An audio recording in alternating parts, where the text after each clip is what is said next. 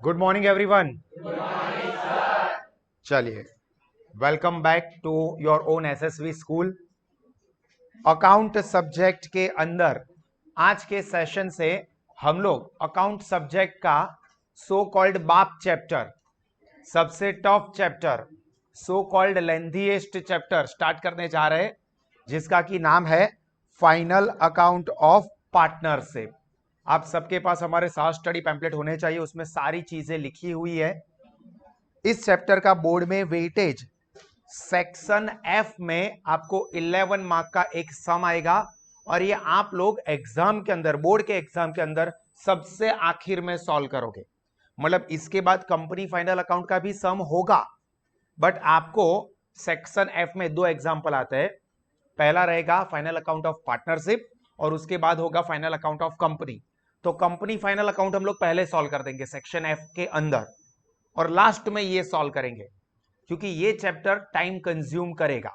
ठीक है, जो कंपनी फाइनल अकाउंट है वो काफी इजी है और उसमें टाइम बहुत ही कम जाएगा और उसमें मार्क्स भी सिक्योर्ड है, जबकि इसके अंदर हमको बहुत ध्यान से इस पूरे चैप्टर को समझना होगा। ठीक है,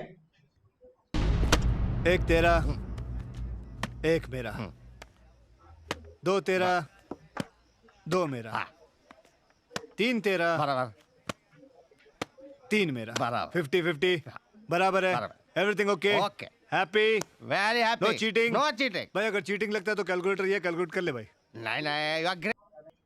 चलिए, तो अभी इस चैप्टर के अंदर जो कि आपको 11 मार्क्स का सम आने वाला है, इसकी बेसिक अंडरस्टैंडिंग हम लोग डिस्कस कर लेते हैं। क्या है ये फाइनल अकाउंट और उसके अंदर आपको कौन कौन से टेबल बनाने होंगे। तो देखो, फाइनल अकाउंट आप लोग हमारे साथ स्टडी पैम्पलेट में देखोगे, final account is prepare to know, दो चीजें जाननी होती है, ये हमारा मेन पर्पस होता है। एक फाइनेंशियल रिजल्ट। अब ये फाइनेंशियल रिजल्ट या तो प्रॉफिट हो सकता है या तो लॉस हो सकता है। मतलब पूरे साल मेहनत की, पूरे साल काम किया, आप लोगों के एंगल से बताओ तो पूरे साल हमने पढ़ाई की, फिर फाइनली हम लोग पास हुए या फेल हुए, ये हमारा रिजल्ट है।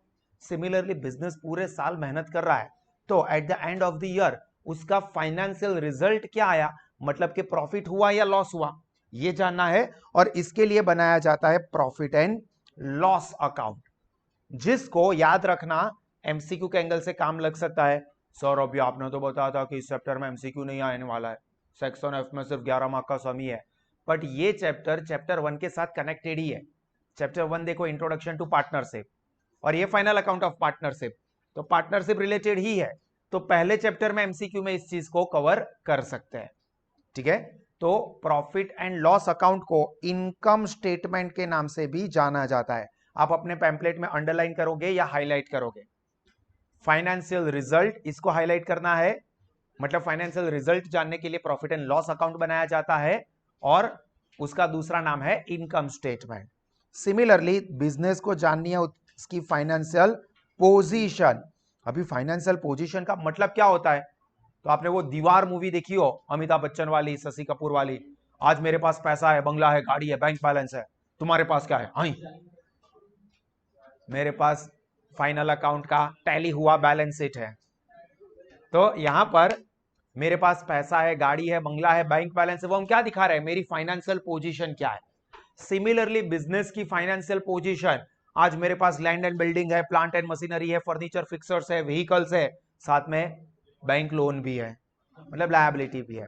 मतलब हमारी असेट और लायबिलिटी की पोजीशन ये जानने के लिए हम लोग बनाते हैं बैलेंस शीट। तो हम लोग हमारी फाइनेंशियल पोजीशन जानने के लिए बैलेंस शीट बनाते हैं, तो इसका दूसरा नाम है positional statement. Balance sheet financial position या फाइनेंशियल स्टेटस जानने के लिए बनाई जाती है। अब ये फाइनेंशियल स्टेटस या पोजीशन में होती है हमारी असेट्स एंड लायबिलिटीज। ठीक है, और इसका दूसरा नाम होता है क्या? Positional statement. ठीक है, यहां तक की चीजें समझ में आई। दो मेन चीज है, देखो फाइनेंशियल स्टेटमेंट में दो मेन चीज है, बाकी चीजें भी हम लोग बनाने वाले हैं, ट्रेडिंग अकाउंट है, पी एंड एल अप्रोप्रिएशन है, कैपिटल अकाउंट है, बट अगर मेन चीज बात करें तो वो है profit and loss account, which is prepared to know financial result of the business, which is also called income statement, and second one is balance sheet, which is prepared to know the financial position of business, position of assets and liabilities, and which is also known as positional statement. अभी ये तो दो main चीजें की बात हुई। हमको 11 marks में बोर्ड वाले पूछेंगे तो दो चीज बनाने के लिए तो 11 मार्क देंगे नहीं, तो वो लोग हमारे पास से क्या क्या चीजें एक्सपेक्ट करेंगे, हमको क्या क्या चीजें बनानी होगी। तो यहां पर आपको बनाना होगा ट्रेडिंग अकाउंट। देखो पहला आएगा ट्रेडिंग अकाउंट। एक्सट्रीम केस में ट्रेडिंग अकाउंट या P&L अकाउंट बनाना ना आए, वो तब जब हमको ट्रायल बैलेंस के अंदर ट्रेडिंग अकाउंट का रिजल्ट ग्रॉस प्रॉफिट या ग्रॉस लॉस सीधा दे दिया हो, या P&L अकाउंट का रिजल्ट नेट प्रॉफिट या नेट लॉस सीधा दे दिया हो, जिसके चांसेस बहुत कम है, 5 to 10% ही ऐसा एग्जांपल आ सकता है। अदरवाइज आपको ये सारी चीजें बनानी ही होगी। तो पहला बनाना होगा ट्रेडिंग अकाउंट, जो कि हम लोग 11th स्टैंडर्ड में सीख चुके हैं। आज से हजारों साल पहले जब आप 11th स्टैंडर्ड में थे तब याद करो, मैंने आपको ट्रेडिंग अकाउंट का फॉर्मेट सिखाया था। Final account of sole proprietorship वाले चैप्टर में 3 चीजें हम लोग बनाते थे, याद है? टीपू सुल्तान के जमाने की बात है। क्या क्या चीजें बनाते थे? Trading account, balance sheet. तो वो 3 चीजें जो हम 11th स्टैंडर्ड में बनाते थे, और उस वक्त मैं आपको बोलता था कि आपको 12th में भी आने वाला है, सेम टू सेम चीज रिपीट होने वाली है। ठीक है, इसका फॉर्मेट भी सेम है, तो उसका मैं ओवरव्यू दे दूंगा आपको ताकि हमको पूरा रिवाइज हो जाए। दूसरा प्रॉफिट एंड लॉस अकाउंट, जो भी हम लोग 11th स्टैंडर्ड में पढ़ चुके हैं। उसके बाद 2 न्यू यहां पर वाइल्ड कार्ड एंट्री हो रही है, पर ये वाइल्ड कार्ड एंट्री भी हम लोग 12th स्टैंडर्ड के पार्ट 1 का जो इससे पहले वाला चैप्टर नंबर 1 था उसमें सीख चुके हैं। वो कौन सा है? तो देखो न्यू वाला profit and loss appropriation account, which is new, जो कि हम लोगों ने कवर किया 12th स्टैंडर्ड के चैप्टर नंबर 1 में। ये भी काफी 100 साल पुरानी बात हो गई है। तो इसका result, profit and loss appropriation account के रिजल्ट को हम लोग क्या कहते हैं? किसी को याद है? बोलो। डिविजिबल प्रॉफिट या डिविजिबल लॉस। Very good. और उसके बाद बनेगा पार्टनर्स कैपिटल अकाउंट, जो भी हम लोगों ने 12th स्टैंडर्ड के चैप्टर 1 में डिस्कस कर लिया। और ये जो फाइनल अकाउंट है उसके अंदर भी अपने को ये कैपिटल अकाउंट बनाने होंगे। अभी कैपिटल अकाउंट मेंटेन करने की 2 सिस्टम है, 2 मेथड है। किसी को याद है? आज से कई 100 साल पहले चैप्टर नंबर 1 में पढ़ाया था, अभी हम चैप्टर नंबर 2 पे हैं। Very good. एक फ्लक्चुएटिंग कैपिटल सिस्टम या कैपिटल अकाउंट सिस्टम, एंड दूसरी fix capital account system. Fluctuating capital में अभी आगे पढ़ाने ही वाला हूं ये सारी चीजें, बट कितना याद है आपको वो जानने के लिए पूछ रहा हूं। फ्लक्चुएटिंग कैपिटल सिस्टम में क्या होता है, मतलब आप कैसे कहोगे कि ये फ्लक्चुएटिंग कैपिटल सिस्टम है? नाम से ही पता चलता है कैपिटल फ्लक्चुएट हो रहेगी, मतलब opening capital and closing capital same नहीं होगी, यानी कि डिफरेंट होगी। और दूसरा है फिक्स कैपिटल अकाउंट सिस्टम, उसके अंदर में 2 अकाउंट बनाए जाते हैं। फिक्स कैपिटल अकाउंट सिस्टम के अंदर में 2 अकाउंट बनाए जाते हैं। एक होता है हमारा पार्टनर्स कैपिटल अकाउंट, और दूसरा जो चेंजेस है वो रिकॉर्ड करने के लिए बनेगा पार्टनर्स करंट अकाउंट। अभी यही चीज मैं आपको फर्स्ट चैप्टर में सिखा चुका था, बट यहां पर ये चैप्टर में ज्यादा इंपॉर्टेंट है। आपको एग्जाम्पल में बताएंगे नहीं कि फिक्स कैपिटल सिस्टम है या फ्लक्चुएटिंग कैपिटल सिस्टम है, तो आप लोगों को कैसे पता चलेगा कि इस एग्जाम्पल के अंदर fluctuating capital account system follow करनी है, यानी कि सिर्फ कैपिटल अकाउंट बनाना है, या fix capital account system follow करनी है, यानी कि करंट अकाउंट बनाने होंगे? कोई बता सकता है? किसका, तेरा या मेरा? पार्टनर्स का। अभी भी आधी अधूरी इंफॉर्मेशन है। उसने बोला पार्टनर का ओपनिंग बैलेंस दिया होगा, बट किस चीज का, काय का ओपनिंग बैलेंस दिया होगा जिससे हम पता करेंगे? हिंट दे रहा हूं कि करंट अकाउंट बनाने पड़ेंगे। फर्स्ट चैप्टर के अंदर मैंने आपको ये चीज बताई थी और बोला था कि अभी ये काम का नहीं है, 12th के सेकंड चैप्टर के अंदर ये चीज काम लगेगी। जब आपको एग्जाम्पल के अंदर ट्रायल बैलेंस दिया हो और ट्रायल बैलेंस के अंदर पार्टनर के करंट अकाउंट का बैलेंस दिया हो, पार्टनर्स करंट अकाउंट ये दिया हो, तो हमको पता चल जाएगा कि करंट अकाउंट बनाना ही है। अगर करंट अकाउंट का बैलेंस ना दिया हो, करंट अकाउंट मतलब बैंक करंट अकाउंट नहीं, current account with SBI PNB, sir current account दिख गया, करंट अकाउंट दिख गया तो मैंने तो बना दिया करंट अकाउंट। नहीं भाई, पार्टनर्स करंट अकाउंट दिया होना चाहिए। चाहे वो डेबिट हो या क्रेडिट हो, that doesn't matter, but partner के करंट अकाउंट का बैलेंस हो तो हमको पता चल जाना चाहिए कि यहां पर फिक्स कैपिटल अकाउंट सिस्टम है, मतलब कि एक कैपिटल अकाउंट और दूसरा मेन करंट अकाउंट बनाना पड़ेगा। और अगर पार्टनर्स करंट अकाउंट के बैलेंस ना दिए हो ट्रायल बैलेंस में, तो अपने को सिर्फ और सिर्फ पार्टनर्स कैपिटल अकाउंट बनाने होंगे। क्लियर? और आखिरी चीज बनानी है वो है बैलेंस शीट, जो भी हम लोग 11th स्टैंडर्ड में सीख चुके हैं। क्लियर हुआ? तो 5 या 6 चीजें बनाने को हो सकती है। Trading account, profit and loss account, profit and loss appropriation account, partners capital account and शायद current account, current account depend करता है, एंड बैलेंस शीट। ठीक है? तो 4th नंबर पे पता नहीं है कि सिर्फ कैपिटल रहेगा या कैपिटल एंड करंट दोनों रहेंगे, वो एग्जाम्पल पढ़ के ही पता चलेगा। बोलो, यहां तक की चीजें सबको समझ में आई? क्लियर? क्या चीजें बनानी है, बहुत ही अच्छे से प्रॉपरली फंडामेंटली एक एक चीज हम लोग कर रहे हो। मेरा एक ही ड्रीम है, एक ही विजन है, सभी के सभी स्टूडेंट का कोई भी आगे टेस्ट आए, एग्जाम हो या मेन हमारा बोर्ड हो, फाइनल अकाउंट का एग्जाम्पल टैली होना चाहिए, वो भी सही सही। क्योंकि अल्टीमेट गोल पहले ही दिन पे मैंने आपको कहा था 100 आउट ऑफ 100, और उसका रास्ता इसके अंदर 11 आउट ऑफ 11 लाके ही जाता है, क्योंकि इसके अंदर फुल नहीं लाओगे तो फिर बोर्ड में फुल मार्क्स कैसे स्कोर करोगे? ठीक है? तो अगर पहले लेक्चर से सारी की सारी चीजें अच्छे से समझ रहे हो, प्रैक्टिस प्रॉपरली कर रहे हो, एग्जाम्पल 2-2 3-3 बार लिख के सॉल्व करोगे, कोई पॉसिबिलिटी नहीं है कि आपका फाइनल अकाउंट का एग्जाम्पल टैली ना हो। और ये मैंने कहा कि सबसे टफ चैप्टर में से एक है, और सबसे टफ चैप्टर के अंदर जो एक है उसमें भी पहले नंबर पे है। तो अगर इस चीज के ऊपर आपकी परफेक्ट ग्रिप है तो मतलब समझ लो कि बाकी के सारे चैप्टर्स आपके लिए लल्लू पंजू ही है। फिर आपको 100 आउट ऑफ 100 स्कोर करने से कोई नहीं रोक सकता, क्योंकि सबसे टफ चीज आप लोग कर सकते हो, तो फिर बाकी की चीज में कोई प्रॉब्लम नहीं होगा। प्लस ये चैप्टर आपको 12th के बाद भी आगे बहुत काम लगने वाला है। आप कुछ भी पढ़ाई करो, कॉमर्स स्ट्रीम में आगे कुछ भी पढ़ाई करोगे, मतलब सीए सीएस करते हो ये बात तो अलग है, नॉर्मल बैचलर डिग्री करते हो, बीबीए एमबीए करते हो, कुछ भी करते हो कॉमर्स स्ट्रीम में आके, तो ये फाइनल अकाउंट का चैप्टर आने ही वाला है। तो अगर अभी परफेक्ट ग्रिप, तो आगे चल के तो आप समझ लो कि आपके लिए बल्ले बल्ले ही है, अच्छा ही है, सब चंगा है। ठीक है? तो अच्छे से ध्यान से समझना है। अभी हम लोग हर एक फॉर्मेट में क्या होता है ये क्विकली डिस्कस करेंगे, क्योंकि ये सारे के सारे फॉर्मेट्स हम लोग पढ़ चुके हैं। Trading account, P&L account, balance sheet 11th में पढ़ चुके हैं। P&L appropriation account and capital account वो इसके आगे वाले ही चैप्टर नंबर 1 में पढ़ाया हुआ है, बट फिर भी सारी चीजें समझा रहा हूं। ठीक है? ताकि इसके एग्जाम्पल करने से पहले हम लोग इस चीज में क्लियर हो। देखो, याद रखना कि 3 चीजों में, एग्जाम्पल पर जाने से पहले 3 चीजों में आपकी मास्टरी चाहिए। वो मास्टरी आ गई तो इस चैप्टर में आपको कोई दिक्कत नहीं होगी। वो है एक तो फॉर्मेट। कुछ स्टूडेंट्स बोर्ड में ऐसे होते हैं जिनको फॉर्मेट तक नहीं आता है, फॉर्मेट बनाना, फॉर्मेट का टाइटल तक भी नहीं आता है, तो ऑब्वियस है कि फॉर्मेट ही नहीं बनाओगे तो उसके अंदर लिखने का तो बहुत दूर की बात है। फॉर्मेट के बाद दूसरी इंपॉर्टेंट चीज है बाइफरकेशन। ट्रायल बैलेंस में जो चीज दी है वो फाइनल अकाउंट में कहां पे क्या रिकॉर्ड होगा, ट्रेडिंग में, P&L में, P&L एप्रोप्रिएशन में, कैपिटल में, बैलेंस शीट में, तो ये बाइफरकेशन पता होना चाहिए। और तीसरी चीज है एडजस्टमेंट्स। ये 3 चीजें पता चल गई, फिर तो टोटलिंग और बैलेंसिंग ही करना है। तो मेरे जो स्टार्टिंग के लेक्चर्स होंगे, आज का लेक्चर है वो फॉर्मेट के ऊपर है, फिर हमारे 2 या 3 लेक्चर चलेंगे that will be on adjustment, उसके बाद 2 लेक्चर जितना चलेगा वो बाइफरकेशन, और वो सारी चीजें आ गई।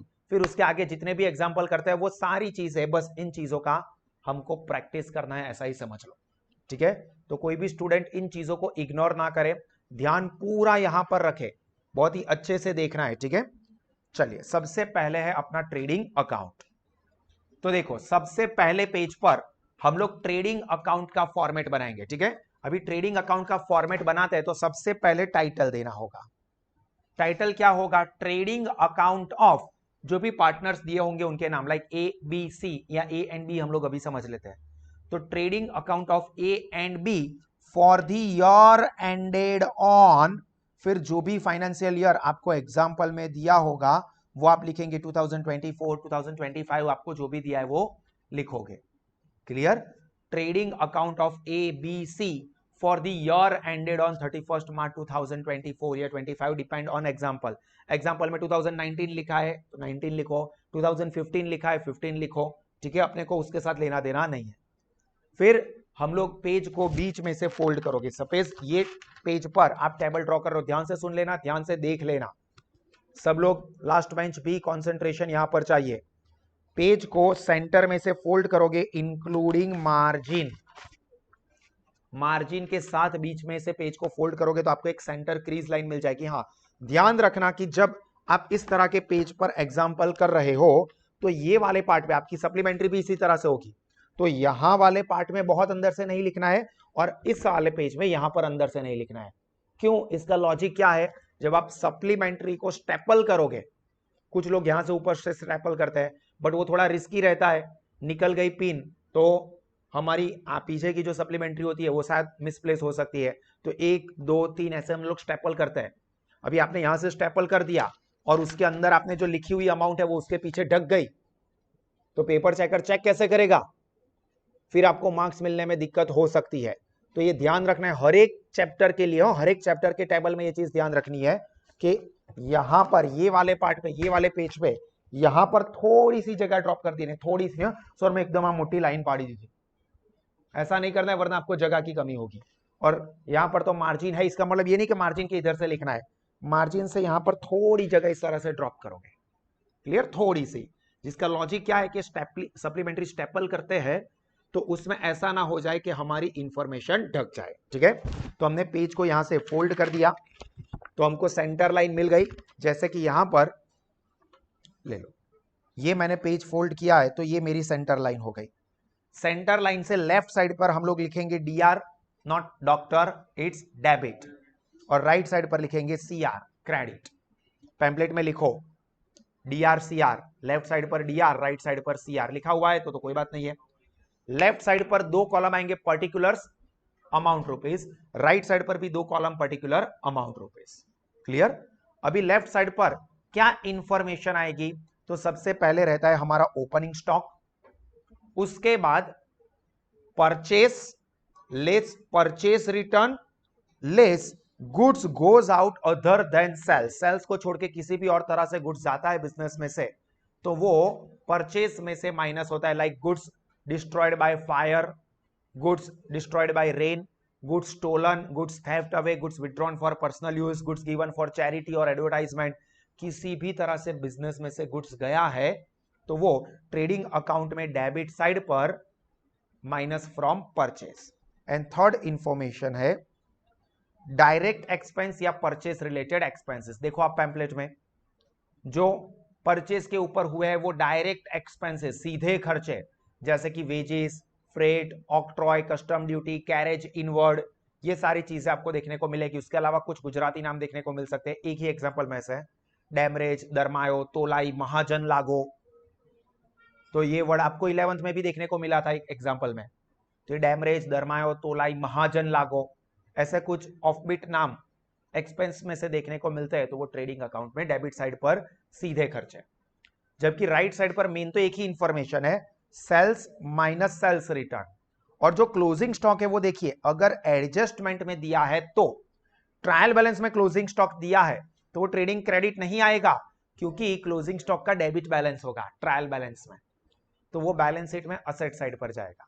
पर अगर एडजस्टमेंट बोला है जो कि 99.9% आने ही वाला है क्लोजिंग स्टॉक का एडजस्टमेंट, तो उसकी एक इफेक्ट ये ट्रेडिंग अकाउंट में क्रेडिट साइड पर रहने वाली है। सारी चीजें हम रिकॉर्ड कर देते हैं, उसके बाद क्या करना होगा, टोटलिंग एंड बैलेंसिंग। दोनों में से कोई भी साइड का टोटल ज्यादा हो सकता है, बट 80% पॉसिबिलिटी ये होगी कि क्रेडिट साइड का टोटल ज्यादा हो। तो ये क्रेडिट साइड का टोटल हम करेंगे, उसको सेम डेबिट साइड पर भी लिख देंगे, या डेबिट साइड का टोटल ज्यादा होता है तो डेबिट साइड का टोटल दोनों जगह पर लिख देंगे। उसमें से ऑपोजिट साइड की सारी अमाउंट माइनस करोगे तो जो डिफरेंस मिलेगा, अगर क्रेडिट साइड का टोटल ज्यादा है ट्रेडिंग अकाउंट का तो उसको credit balance of trading account ही कहते हैं, बट लिखा जाता है डेबिट साइड पर और उसका नाम क्या है, ग्रॉस प्रॉफिट। पर अगर डेबिट साइड का टोटल ज्यादा होता है, ये डेबिट साइड का टोटल अगर ज्यादा हो गया तो डिफरेंस हम लोग क्रेडिट साइड पर लिखेंगे। ये टोटल में से क्रेडिट साइड की अमाउंट माइनस करो, तो डिफरेंस अपने को लिखना होगा क्रेडिट साइड पर उसको बोलेंगे gross loss. Clear? Debit side का टोटल ज्यादा हो तो ग्रॉस लॉस, क्रेडिट साइड का टोटल ज्यादा हो तो ग्रॉस प्रॉफिट। और ये ग्रॉस प्रॉफिट हो या ग्रॉस लॉस हो, इसको कहां पर कैरी फॉरवर्ड करेंगे? P and L account sequence में इसके बाद जो चीज बनानी है उसमें। क्लियर? मैं आपको पढ़ने के लिए लास्ट में टाइम देता हूं, लिखने के लिए भी लास्ट में टाइम देता हूं। पहले एक बार हम सीक्वेंस में सारी चीजों को याद कर लेंगे ताकि पता चले कि यहां से शुरू होकर यहां पर एंड होता है। बीच में मैं आपको गैप दूंगा लिखने के लिए, पढ़ने के लिए, तो अपना लिंक टूट जाएगा। ठीक है? तो पहले समझ लो। ठीक है? दूसरा, पी एंड एल अकाउंट बनाएंगे और पी एंड एल अकाउंट के अंदर अगर ट्रेडिंग अकाउंट का रिजल्ट ग्रॉस प्रॉफिट आया है तो उसको पी एंड एल अकाउंट में क्रेडिट साइड पर शिफ्ट करेंगे, और अगर ट्रेडिंग अकाउंट का रिजल्ट ग्रॉस लॉस आया है तो उसको डेबिट साइड पर शिफ्ट करेंगे। क्लियर? अब पी एंड एल अकाउंट में डेबिट साइड पे होगा पहले तो ग्रॉस लॉस, अगर ट्रेडिंग अकाउंट का रिजल्ट ही आया है तो। और उसके अलावा एक ही लाइन में याद रखना है, देखो टेबल के अंदर बहुत सारी चीजें मैंने दी हुई है, ये फॉर्मेट में ही है, बट याद कैसे रखोगे? इतनी सारी चीजों को रट्टे मारने की जरूरत नहीं है। याद क्या रखेंगे?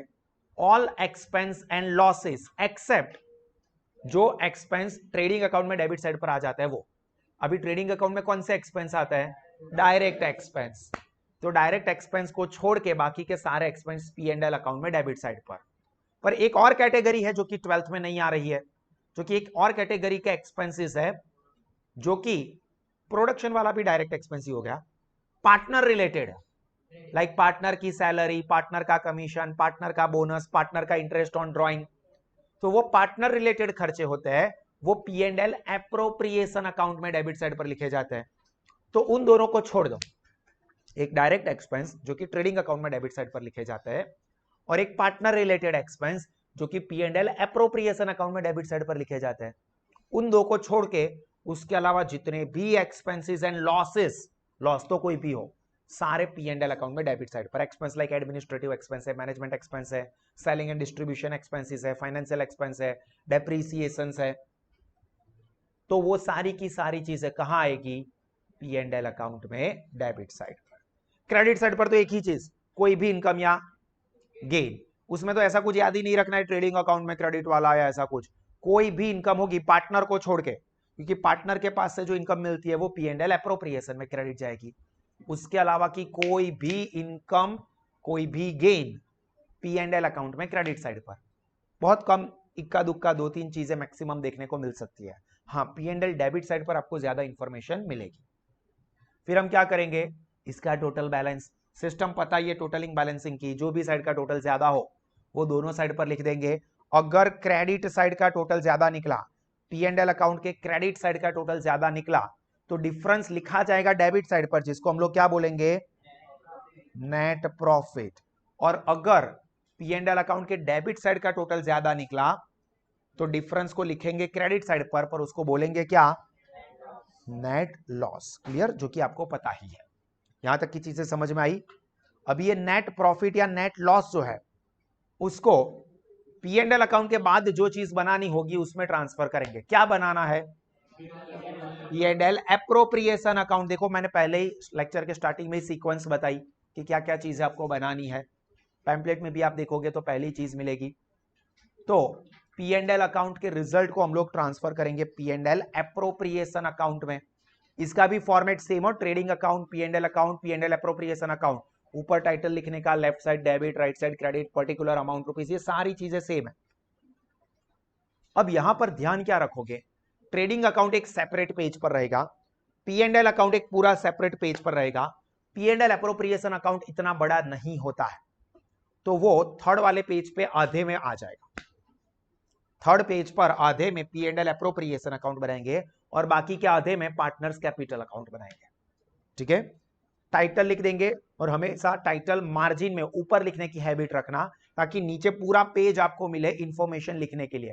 क्योंकि अगर कोई एग्जांपल में इंफॉर्मेशन ज्यादा है और आपके पास जगह की कमी हुई तो फिर आपको नेक्स्ट पेज पे जाना पड़ सकता है, और साथ नेक्स्ट पेज पे आपने अगला वाला टेबल ड्रॉ कर दिया तो फिर दिक्कत हो जाएगी। उतनी ज्यादा इंफॉर्मेशन भी नहीं होती है, इसलिए हम क्या करेंगे, मार्जिन में ऊपर हाशिया में वो मार्जिन पे लिख देंगे ताकि अपने को नीचे पूरा पेज मिल जाए। P and L appropriation account का भी format same, P and L appropriation account of A B and C for the year ended on 31 March 2023, 24, 25 जो भी दिया हो वो, left side debit, right side credit, particular amount rupees same. सबसे पहले तो जो पी एंड एल अकाउंट का रिजल्ट होगा वो ट्रांसफर होता है, तो पहली लाइन तो उसके लिए रिजर्व रहेगी। अगर नेट लॉस है तो डेबिट साइड पर, नेट प्रॉफिट है तो क्रेडिट साइड पर। इसके अलावा याद रखोगे एक ही सेंटेंस में कि डेबिट साइड पर क्या चीजें आएगी P and L appropriation account में, तो P and L appropriation account is the extension of P and L account. तो पी एंड एल अकाउंट में डेबिट साइड पर क्या रिकॉर्ड होता है, एक्सपेंस, एग्जैक्टली। तो P and L appropriation account में डेबिट साइड पर भी एक्सपेंस ही आएंगे, बट कौन से एक्सपेंस, पार्टनर को पे होने वाले, जो भी एक्सपेंस फर्म पार्टनर को पे करने वाली है वो सारे expense P and L appropriation account में डेबिट साइड पर, जैसे कि interest on capital, interest on credit balance of current account. मैंने आपको फर्स्ट चैप्टर में भी बोला था कि credit balance of current account को कैपिटल जैसा समझने का, and debit balance of current account को ड्रॉइंग अकाउंट जैसा समझने का, ठीक है। तो उसके इंटरेस्ट की ट्रीटमेंट, इंटरेस्ट ऑन कैपिटल की जो ट्रीटमेंट रहती है वही interest on credit balance of current account की रहेगी। इंटरेस्ट ऑन ड्रॉइंग की जो ट्रीटमेंट रहेगी वही इफेक्ट रहेगी interest on debit balance of current account.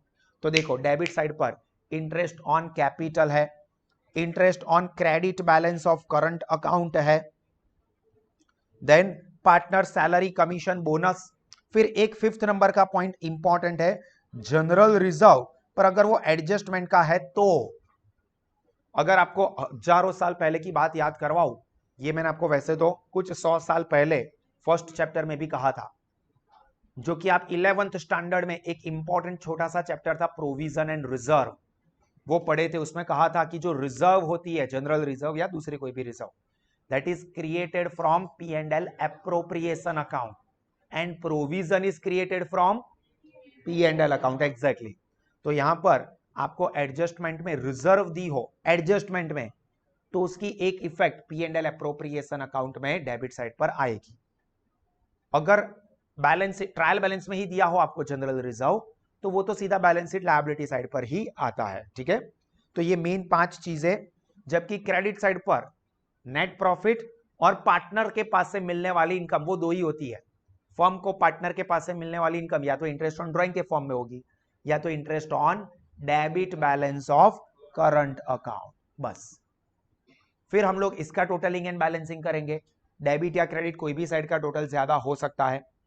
Credit side का टोटल ज्यादा आया तो डिफरेंस लिखेंगे डेबिट साइड पर, और उसको हम क्या बोलेंगे, डिविजिबल प्रॉफिट। और ये डिविजिबल प्रॉफिट का हम लोग क्या करेंगे, नाम ही है डिविजिबल। तो जो पार्टनर्स होंगे उनके बीच में उनके पी एंड एल रेशियो में डिस्ट्रीब्यूट कर देंगे। देखो लिखा है पैम्पलेट में, सारी चीजें लिखी है, to divisible profit balance amount, और उसके बाद ब्रैकेट में लिखा है distribute amongst partner in their P and L ratio. P and L ratio example के अंदर दे दिया होगा, और अगर ना दिया हो तो इक्वल डिस्ट्रीब्यूट करेंगे। ऐसा किसने कहा, भाविन सर ने नहीं कहा है। बोल हम रहे हैं पर शब्द किसी और के हैं। वो 3 इडियट मूवी याद है ना, वो चतुर स्पीच देता है तो वो लाइब्रेरियन डूबे वो बोलता है बोल वो रहे हैं पर शब्द हमारे हैं। तो यहां पर बोल मैं रहा हूं पर शब्द किसके हैं, किसमें ये चीज लिखी हुई थी सर, टेक्स्ट बुक में, सर साहस के पैम्पलेट में। अरे भाई वहां पे कहां से आई, हम लोग पार्टनरशिप एक्ट कौन सा पढ़ रहे हैं, 1932। तो ये प्रोविजंस है, provision of Indian partnership act 1932, when partnership deed is silent. तो 6 चीजें हमने पढ़ी थी जो कि फॉलो करनी होती है। मोस्ट इंपॉर्टेंट चीज मैंने कहा था एमसीक्यू आएंगे उसमें से, तो उसमें से एक है P and L equally distribute होता है। अगर डेबिट साइड का टोटल ज्यादा हुआ तो डिफरेंस क्रेडिट साइड पर लिखेंगे, जिसको हम बोलेंगे डिविजिबल लॉस। उसको भी सेम पार्टनर्स के बीच में उनके पी एंड एल रेशियो में डिस्ट्रीब्यूट कर देंगे। मतलब 2 पार्टनर है तो 2 पार्टनर के बीच में वो अमाउंट डिस्ट्रीब्यूट होगी, 3 हो गए तो 3 के बीच में। और फिर उसको ट्रांसफर कहां करेंगे, तो P&L अप्रोप्रिएशन अकाउंट के बाद क्या बनाना है, या तो partners capital account, fluctuating capital system है तो कैपिटल अकाउंट में ट्रांसफर करेंगे, फिक्स सिस्टम है तो करंट अकाउंट में ट्रांसफर करेंगे। अगर डिविजिबल प्रॉफिट है तो आप देखो वहां पर पैम्पलेट में लिखा हुआ ही है, कैपिटल अकाउंट और करंट अकाउंट में क्रेडिट साइड पर, फॉर्मेट में डिफरेंस में देखो P&L अप्रोप्रिएशन अकाउंट के फॉर्मेट में। और अगर लॉस है, डिविजिबल लॉस है, तो कैपिटल या करंट अकाउंट में कौन सी साइड पर, डेबिट साइड पर। और मैंने आपको बताया कि कैपिटल अकाउंट बनाएंगे तो दो मेथड, या तो फ्लक्चुएटिंग या तो फिक्स। फिक्स के अंदर दो अकाउंट होते हैं, कैपिटल एंड करंट। फ्लक्चुएटिंग के अंदर एक ही होता है, कैपिटल अकाउंट। अभी मुझे बताओ तो कि कैसे पता चलेगा कि हमें सिर्फ पार्टनर्स कैपिटल अकाउंट बनाना है या कैपिटल एंड करंट अकाउंट दोनों बनाने हैं। अभी आगे बताया था, अभी ये तो हजारों साल पहले की बात नहीं है, कुछ 1-2 साल पहले की ही बात बोल रहा हूं। अभी भी आधी इंफॉर्मेशन, ओपनिंग बैलेंस, पार्टनर के करंट अकाउंट का बैलेंस, ओपनिंग एंड क्लोजिंग नहीं, सिर्फ ओपनिंग, मतलब कुछ बोला ही नहीं होगा ओपनिंग क्लोजिंग, ऐसा ही देंगे। करंट अकाउंट ऑफ पार्टनर, अभी पार्टनर का नाम लिखा होगा, current account of A, current account of Mahesh, Suresh, कुछ भी। क्लियर? तो यहां पर अगर फ्लक्चुएटिंग कैपिटल मेथड है तो एक ही कैपिटल अकाउंट बनाया जाएगा जिसमें क्रेडिट साइड पर सबसे पहले आएगा कैपिटल अकाउंट का बैलेंस जो कि ट्रायल बैलेंस में दिया होगा। उसके अंदर कुछ एडिशनल कैपिटल हुई है तो वो, और उसके अलावा जो P&L अप्रोप्रिएशन अकाउंट में डेबिट साइड पर लिखी है ना, वो सारी चीज है। करंट अकाउंट वाली चीज छोड़ दो क्योंकि करंट अकाउंट तो इसमें होगा ही नहीं। तो देखो P&L अप्रोप्रिएशन अकाउंट में डेबिट साइड पर क्या लिखा है, इंटरेस्ट ऑन कैपिटल है, और उसको हमारे पैम्पलेट में कैपिटल अकाउंट में क्रेडिट साइड पर देखो देखने को मिला 3rd number, interest on capital. फिर देखो partner salary commission bonus P&L appropriation में देखो डेबिट साइड पर, और पार्टनर कैपिटल अकाउंट में क्रेडिट साइड पर देखो देखने को मिला। P&L अप्रोप्रिएशन अकाउंट में डेबिट साइड पर बैलेंस देखो डिविजिबल प्रॉफिट मिला, और कैपिटल अकाउंट में क्रेडिट साइड पर देखो डिविजिबल प्रॉफिट है। सिर्फ वो दो चीजें जो कि करंट अकाउंट की है वो नहीं आएगी, क्योंकि ऑब्वियसली वो तो करंट अकाउंट बनाने होंगे तो आएगी, इसमें तो करंट अकाउंट ही नहीं होंगे, तभी तो फ्लक्चुएटिंग कैपिटल मेथड है। डेबिट साइड पर, कैपिटल अकाउंट में डेबिट साइड पर क्या आएगा, तो एक तो ड्रॉइंग, और उसके अलावा चीजें देखो जो P&L अप्रोप्रिएशन में क्रेडिट साइड पर लिखी है वो करंट अकाउंट वाला नहीं हो, डेबिट साइड पर, क्रेडिट साइड पर P&L अप्रोप्रिएशन में आपने लिखा है, मतलब पैम्पलेट में लिखा है, देखो इंटरेस्ट ऑन ड्रॉइंग। और कैपिटल अकाउंट में डेबिट साइड पर चेक करो, इंटरेस्ट ऑन ड्रॉइंग देखने को मिला। क्रेडिट साइड पर देखो डिविजिबल प्रॉफिट लिखा है, P&L अप्रोप्रिएशन में बैलेंस हमने ढूंढा ना, वो देखो यहां पर, सॉरी डिविजिबल लॉस, वो यहां पर देखने को मिलेगा, डेबिट साइड पर डिविजिबल लॉस मिला। अभी ये चीज आएगी, फिर हम क्या करेंगे, इसका टोटलिंग एंड बैलेंसिंग। इसके बैलेंस को हम कहेंगे बैलेंस कैरी फॉरवर्ड या क्लोजिंग कैपिटल। याद रखना capital account has always credit balance, MCQ के लिए काम लगता है। कैपिटल अकाउंट का हमेशा क्रेडिट बैलेंस होगा, मतलब क्रेडिट साइड का ही टोटल ज्यादा आएगा, डेबिट साइड का टोटल कभी भी कैपिटल अकाउंट में ज्यादा नहीं होगा। हाँ, जब आप बड़े कोर्सेज करोगे, सीए करते हो या प्रोफेशनल कोर्सेज में जाते हो, तो उसके अंदर ऐसी सिचुएशन भी आती है, पर वो टेम्पररी होती है, जिसमें कैपिटल अकाउंट का डेबिट बैलेंस हो जाए, पर वो आगे चल के, वो आगे के आप बड़े कोर्सेज लोगे तो उसमें पढ़ाऊंगा आपको, ठीक है।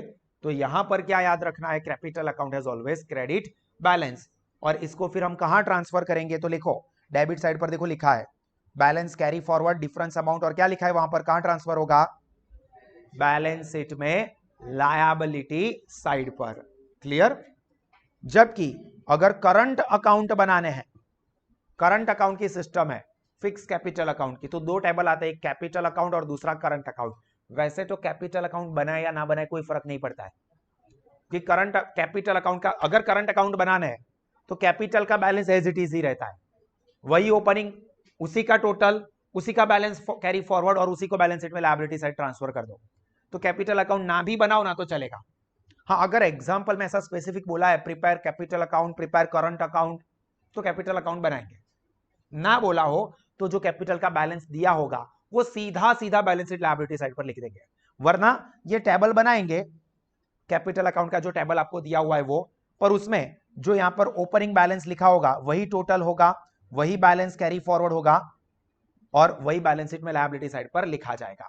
सर ये लिखा है ना परमानेंट इंक्रीज इन कैपिटल या परमानेंट डिक्रीज इन कैपिटल, वो आपको एक भी एग्जांपल में दिया नहीं है। रेयर देन रेयर केस में रियल लाइफ में हो सकता है, बट आपको एग्जांपल में नहीं आने वाला है। तो कैपिटल अकाउंट ना भी बनाए, करंट अकाउंट अगर बनाने हो तो चलेगा। प्रोवाइडेड के एग्जांपल में बोला हो कि प्रिपेयर करंट अकाउंट तो बनाएंगे, सिर्फ ऐसा बोला है कि प्रिपेयर फाइनल अकाउंट और prepare necessary accounts and balance sheet, तो फिर बनाने की जरूरत नहीं है। क्लियर? तो हम उसके बाद बनाएंगे करंट अकाउंट। अभी करंट अकाउंट में एक्स्ट्रा चीज क्या आएगी कैपिटल अकाउंट के अलावा? जो करंट अकाउंट के बैलेंस है वो, और वो करंट अकाउंट का इंटरेस्ट। तो देखो पहले ही राइट साइड पर, हाँ पार्टनर के कैपिटल या करंट अकाउंट के फॉर्मेट में ध्यान रखना, उसमें वो पूरा ऊपर जो लाइन लिखता है इतना लंबा नहीं लिखना है, सिर्फ लिखेंगे पार्टनर्स कैपिटल अकाउंट या पार्टनर्स करंट अकाउंट, बस इतना ही टाइटल लिखना है। और इसमें पेज बीच में से फोल्ड करके पर्टिकुलर अमाउंट रुपीस एक ही कॉलम नहीं होगा, जितने पार्टनर्स उतने अमाउंट के कॉलम। 2 पार्टनर होंगे तो अमाउंट के लिए 2 कॉलम, 3 पार्टनर है तो अमाउंट के लिए 3 कॉलम, 3 से ज्यादा नहीं आएंगे। आपको आइडियली एग्जांपल में 2 या 3 देखने को मिलेंगे। क्रेडिट साइड पर opening credit balance of current account, उसके अलावा P&L एप्रोप्रिएशन अकाउंट की डेबिट साइड को चेक करो और ये करंट अकाउंट की क्रेडिट साइड को चेक करो, देखो सब कुछ सेम मिलेगा। Interest on capital, P&L appropriation debit side देखो पैम्पलेट में, एंड करंट अकाउंट की क्रेडिट साइड देखो। Interest on credit balance of current account है, पार्टनर सैलरी कमीशन बोनस है, डिविजिबल प्रॉफिट है, से मतलब एक्स्ट्रा क्या आया? सिर्फ ये opening credit balance of current account. Similarly current account में डेबिट साइड पर देखो एक्स्ट्रा क्या है? Opening debit balance of current account. उसके अलावा वो सारी चीजें जो आपको P&L एप्रोप्रिएशन अकाउंट में क्रेडिट साइड पर लिखी हुई है वो सारी यहां पर डेबिट साइड पर है। कौन कौन सी है देखो, ड्राइंग, ये ड्राइंग भी एक्स्ट्रा रहता है जो कि कैपिटल अकाउंट में आता है। उसके अलावा देखो interest on drawing, interest on debit balance of current account, divisible loss. Compare करो P&L appropriation credit, current account debit. अभी सर हमको कैसे पता चलेगा? एग्जांपल सॉल्व करेंगे तो मैंने क्या कहा, पहले पेज पर ट्रेडिंग, दूसरे पेज पर P&L अकाउंट, और तीसरे पेज पर ही हम P&L appropriation and partners capital या करंट अकाउंट दोनों एक ही पेज पर बनाने वाले हैं। तो जो चीज ऊपर लेफ्ट साइड पर लिखी है वो नीचे राइट साइड पर लिखनी है, जो चीज ऊपर राइट साइड पर लिखोगे वो नीचे लेफ्ट साइड पर लिखनी है। याद रखने में कोई टेंशन होने ही नहीं वाला है। क्लियर? और ध्यान रखना सारी चीजें लिखने के बाद करंट अकाउंट का टोटलिंग बैलेंसिंग करेंगे। Current account has closing debit और क्रेडिट बैलेंस, दोनों में से कोई भी हो सकता है। Capital account has always credit balance, but current account has debit और क्रेडिट, नॉट एंड। एमसीक्यू में कंफ्यूज कर देने के लिए ऐसा देंगे, only debit balance, only credit balance, debit and credit balance, debit और क्रेडिट बैलेंस। और कुछ स्टूडेंट जल्दबाजी में डेबिट एंड क्रेडिट दिख गया ना, लिख दिया सी, आगे डी पढ़ा ही नहीं। वो आपकी साइकोलॉजी के साथ खेलते हैं, डी वाला लास्ट में ही देंगे, क्योंकि कुछ स्टूडेंट क्या करेंगे, डेबिट क्रेडिट 2 वर्ड दिख गए ना तो वही आंसर, आगे पढ़ेंगे ही नहीं। तो ऐसा नहीं करना है, ठीक है? डेबिट और क्रेडिट, तो डेबिट साइड का टोटल ज्यादा होगा तो डेबिट बैलेंस, जो कि बैलेंस शीट में असेट साइड पर ट्रांसफर किया जाता है। देखो डिफरेंस लिखा है क्रेडिट साइड पर होता है वो डेबिट बैलेंस, डेबिट साइड का टोटल ज्यादा है तो वो बैलेंस शीट में असेट साइड पर ट्रांसफर होगा। और अगर क्रेडिट साइड का टोटल ज्यादा है तो डिफरेंस डेबिट साइड पर लिखेंगे पर उसको बोलेंगे क्रेडिट बैलेंस ही। जिस साइड का टोटल ज्यादा वो बैलेंस, कोई भी अकाउंट हो, और वो क्रेडिट बैलेंस है तो ट्रांसफर होगा बैलेंस शीट में लायबिलिटी साइड। क्लियर? और फिर फाइनल चीज जिसके लिए हम लोग पूरी मेहनत करते हैं, जो दोनों साइड हमको इक्वल दिखाती है, तो हमको ऐसा लगता है जैसे भगवान के साक्षात्कार हो गए या जो चीज अपने को चाहिए वो मिल गई, वो है हमारी बैलेंस शीट। ये सारी चीजें तो मैं ऑलरेडी बता चुका हूं। बैलेंस शीट पोजिशनल स्टेटमेंट के नाम से भी जानी जाती है, फाइनेंशियल स्टेटस बताया जाता है, और फाइनल अकाउंट एक स्पेसिफिक, मतलब बैलेंस शीट जो है वो स्पेसिफिक डेट की बनाई जाती है, क्योंकि फाइनल अकाउंट में बैलेंस शीट एक स्टेटमेंट है, अकाउंट नहीं। अभी तक जो बनाए वो सारे अकाउंट थे। Balance sheet is a statement which is prepared on a specific date. तो इसका टाइटल क्या होगा? टाइटल देखो ध्यान से, balance sheet of A and B as on 31 March, फिर जो भी डेट होगी वो। Left side debit, right side credit बिल्कुल भी नहीं लिखेंगे, वरना मार्क्स कट कर दूंगा, क्योंकि ये स्टेटमेंट है, अकाउंट नहीं है। क्लियर? पेज को फोल्ड करेंगे, लेफ्ट साइड पर capital and liability amount rupees, right side पर असेट्स अमाउंट रुपीज।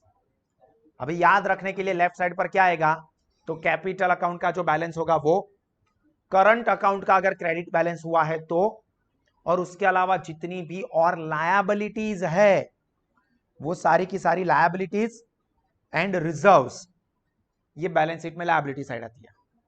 आप पढ़ोगे पूरा डिटेल में, पर मैं अभी याद क्या रखना है, सभी की सभी लायबिलिटी, लाइक बैंक ओवरड्राफ्ट हो, बैंक लोन हो, क्रेडिटर्स हो, बिल्स पेएबल हो, आउटस्टैंडिंग एक्सपेंस हो, कुछ भी, सारी की सारी लायबिलिटी एंड कोई भी रिजर्व। जबकि राइट साइड पर यानी कि असेट साइड पर हर एक तरह की असेट आएगी, चाहे वो करंट असेट हो या नॉन करंट असेट हो। नॉन करंट यानी कि फिक्स असेट, फिक्स असेट में भी टेंजिबल हो या इनटेंजिबल हो, कोई भी तरह की असेट एंड करंट अकाउंट का डेबिट बैलेंस, पार्टनर के करंट अकाउंट का डेबिट बैलेंस, तो वो आएगा बैलेंस शीट में असेट साइड। क्लियर? और फिर फाइनली हम बैलेंस शीट का टोटल करेंगे, तो दोनों साइड का टोटल यानी कि liability side and asset side दोनों का टोटल इक्वल होना चाहिए, तो मतलब हमारा एग्जाम्पल सही है। एक्सट्रीम केस में ऐसा हो सकता है, एक्सट्रीम केस में कि आपने सारी चीजें सही सही रिकॉर्ड की हो तो भी आपकी बैलेंस शीट टैली ना हो, सारी चीजें सही रिकॉर्ड की हो तो भी, तो डिफरेंस की अमाउंट जो होती है दोस्तों, उसको सस्पेंस अकाउंट में लिखा जाता है। बट ये एक्सट्रीम केस में होता है, 99% आपको एग्जाम में देखने को नहीं मिलेगा। वरना कई सारे स्टूडेंट क्या करते हैं, बैलेंस शीट टैली नहीं हुई, क्या डिफरेंस है, लिख दो सस्पेंस अकाउंट। हम तो कभी गलत हो ही नहीं सकते हैं, अपन तो गाय चुंडे है, कभी कभी तो लगता है अपन ही भगवान है, तो ऐसा नहीं होगा। हाँ, प्रोफेशनल कोर्सेज आप करते हो, सीए, सीएस, सीए में, तो उसके अंदर ऐसा होता है कि आपका नॉलेज चेक किया जाता है, तो वहां पर सस्पेंस अकाउंट होने की पॉसिबिलिटी हो सकती है। वो कब, जब आगे की सारी चीजें आपने सही सही रिकॉर्ड की हो तो डिफरेंस हम लोग जो भी साइड पर डिफरेंस आता है उसको सस्पेंस अकाउंट में लिख के बैलेंस शीट टैली करेंगे। हालांकि आपको एग्जाम में ऐसा नहीं होगा, पर ये आपकी जानकारी के लिए कि अगर बैलेंस शीट टैली ना हो तो डिफरेंस सस्पेंस अकाउंट में ट्रांसफर किया जाता है। क्लियर? सस्पेंस अकाउंट, एक क्वेश्चन कर रहा हूं और वहां पर मैं मेरा लेक्चर एंड करूंगा। सस्पेंस अकाउंट कौन से टाइप का अकाउंट है? वाह, एक्सेलेंट, वेरी गुड। कई सारे स्टूडेंट को तो क्वेश्चन ही समझ में नहीं आया होगा कि इसमें होगा क्या। वेरी गुड, बिल्कुल सही आंसर दिया है। ऑलरेडी मैं आपको ट्रायल बैलेंस वाले चैप्टर में 11th स्टैंडर्ड में सिखा चुका हूं। सस्पेंस अकाउंट पर्सनल, रियल या नॉमिनल में से पर्सनल टाइप का अकाउंट माना जाता है, not nominal, not real. Suspense account is personal account. इसका रीजन क्या, लॉजिक क्या, ये आप मुझे या तो हमारे YouTube चैनल पे मैंने वीडियो रखा है उसमें से देख के या गूगल पर से सर्च करके बताओगे। क्लियर? तो यहां पर हम लोग हमारा ये लेक्चर एंड करते हैं। मेरा पढ़ाना, आप लोगों को ये सारी चीजों को अच्छे से समझना है, 2-3 बार पढ़ना है, और नोटबुक में ये सारी चीजें, सारे के सारे फॉर्मेट पूरे लिखने हैं। P&L अकाउंट है तो उसके अंदर फॉर्मेट में मैंने पैम्पलेट में जितना दिया है वो सारी चीजें आपको लिखनी है। क्लियर? ये चीज एक ही बार लिखनी है, ठीक है? तो यहां पे मैं मेरा लेक्चर एंड करता हूं। God bless you all.